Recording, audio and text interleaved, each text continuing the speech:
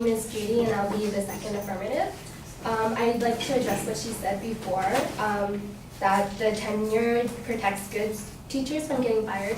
But thanks to the Supreme Court decision in 1972, if a professor's employment is terminated, the professor is entitled to due process. The Supreme Court has established guidelines which under faculty at public institutions are entitled to a procedural due process under the 14th Amendment of the U.S. Constitution.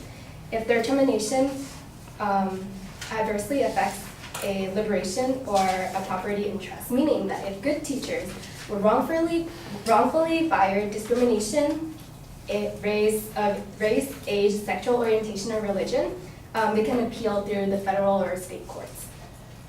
Each university and state has their own guidelines, proper procedures for which constitutes as quote-unquote good cause for the dismissal of a professor. So aside from federal laws, there are actually already civil service laws by each state that protects teachers from being wrongfully terminated, which are the same for both tenured and non-tenured teachers. So that leads me to what is the purpose of teachers? To have a positive and lasting impact towards students. So there is a correlation between students and teacher quality clearly. Experienced teachers produce higher test scores in students, and an analysis made from 60 studies found that a positive relationship between years of teacher experience and student test scores. Similarly, in UTD Texas schools, they found that experienced teachers attained significantly higher levels of achievement than students of newer teachers. Schools with more inexperienced teachers have higher dropout rates. In a study by Fedler in 2001, we found that out of schools nationwide, the top 10% of schools with the highest dropout rates also had an average of 50% newer teachers. Also in another study found by Dr. Teddy, replacing a teacher from the bottom 10% of the cohort with an average teacher increases their lifetime earnings of a single student by $50,000. So in an average classroom about this size, the lifetime lost in earnings total to about $1.4 million. So we're not trying to say that teachers who have less experience should be ejected.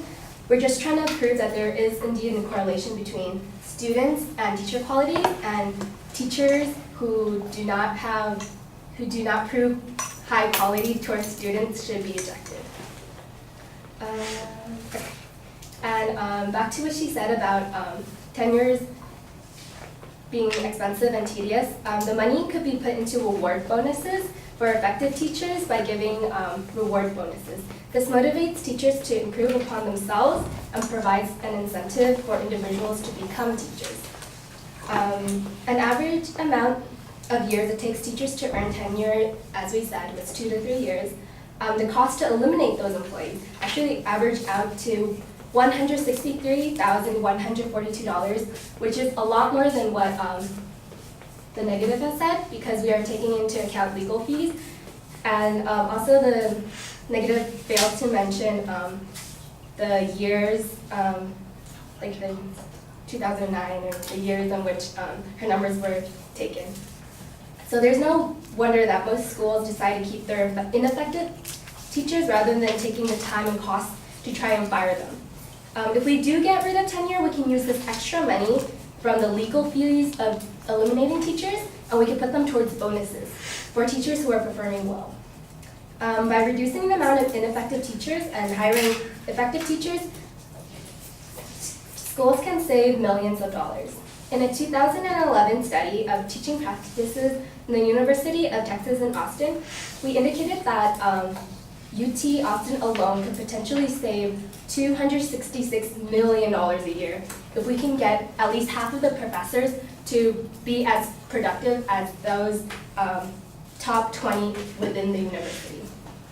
And in 2010, a study by the Center of College Affordability, which is a nonprofit research center, we found that with the tenure system, colleges are not able to reduce the number of medieval history professor in order to increase the number of information technology and business professors.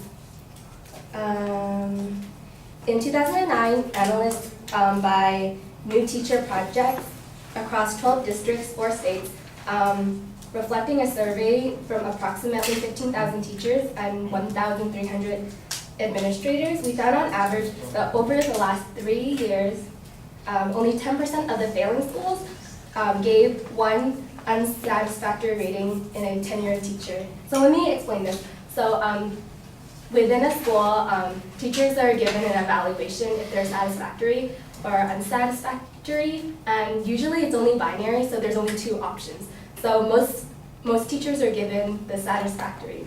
And this is a problem because when surveyed, teachers and administrators said that 81% of administrators and 58% of teachers said that there is a tenured teacher in their school who is performing poorly, and 43% of teachers who say that the tenured teacher should be dismissed for poor performance. So clearly there's a problem with the current evaluation process. The new teacher project also found that 47% of teachers reported not participating in a single informal conversation with their administrator over the last year about improving their teaching performance. So just like any other profession in any field, a great manager or principal is necessary for setting goals, stepping stones, and providing constructive feedback to encourage teachers to improve their instruction.